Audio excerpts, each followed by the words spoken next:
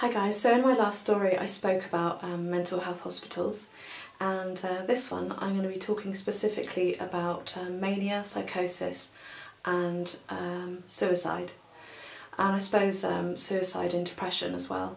I think most people presume, this is a generalisation because I haven't spoken to everyone in the world, but that they think that usually people that have depressive episodes are the people that are more likely to want to or try to or actually do commit suicide.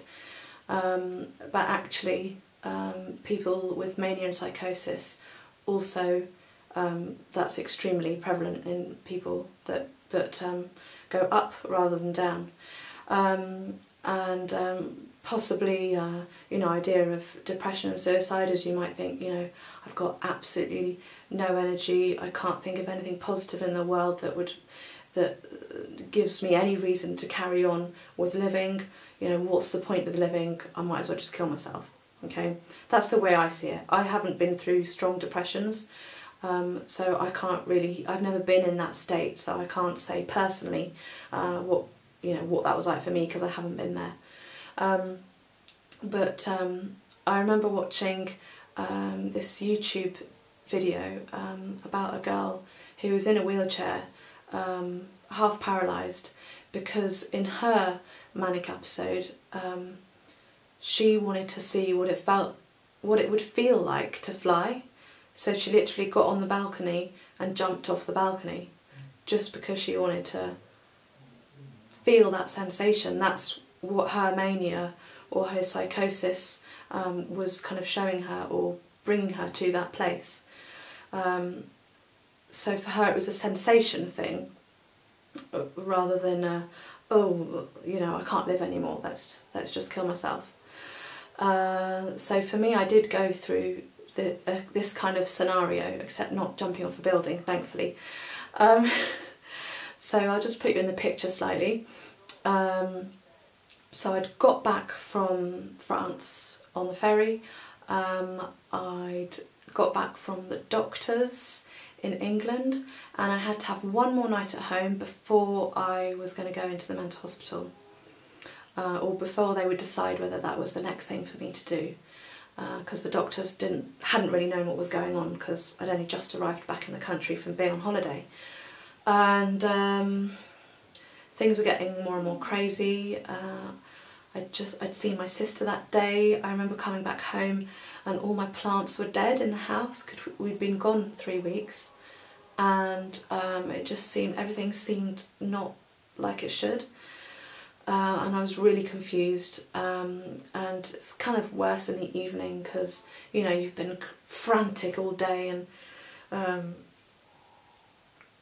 I remember there was two sofas opposite each other in our lounge, and I was sitting opposite my husband, or maybe I'd put a cushion on the floor, but I could remember he was there sitting on the sofa, and his face, because I was hallucinating and things, but his face went red, so I could still see all of his features, but all this kind of seemed red and everything else around him seemed quite red, and he was talking to me in a very kind of pertinent, serious way, and he just kind of really looked like the devil, in a really, really scary way.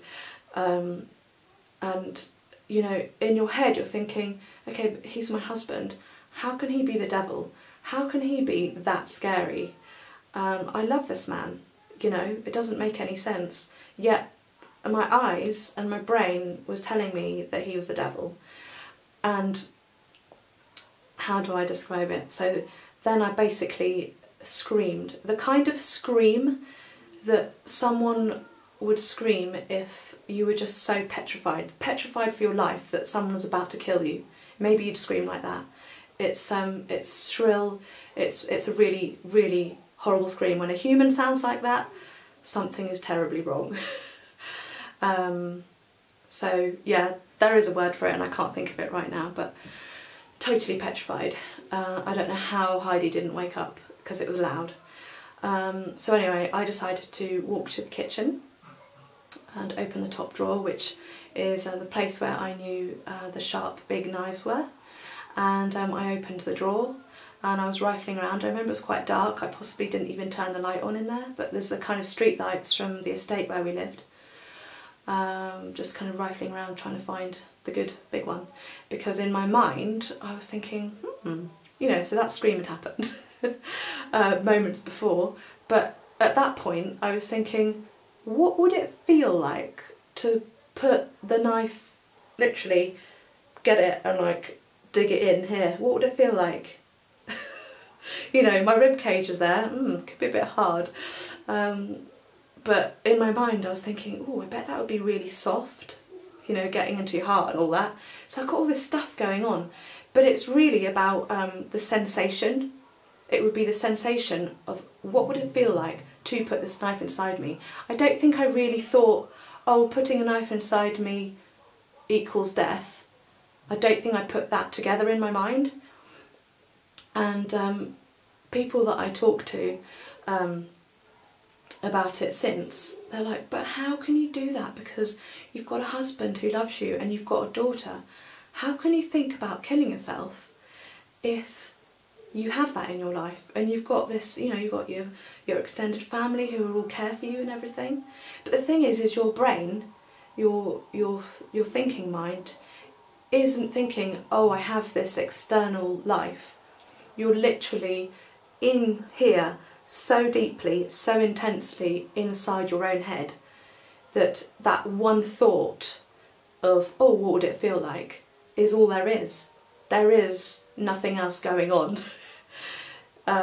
It's all engulfing. So it's not like the kind of mind where you know, when you're kind of healthy like I am now, I could think about all sorts of different options for an idea and then maybe pick the best option and go for that. Well, your brain doesn't work like that when you're manic psychotic at all. It's like it's got that one track in that moment, and what am I going to do? Am I going to do it? Or, you know.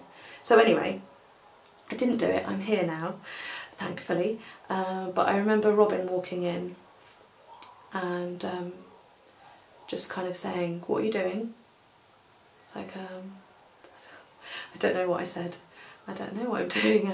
And he basically slowly closed the drawer and managed to bring me out of the room, out of the kitchen, into a different scenario, and somehow got me into bed that night.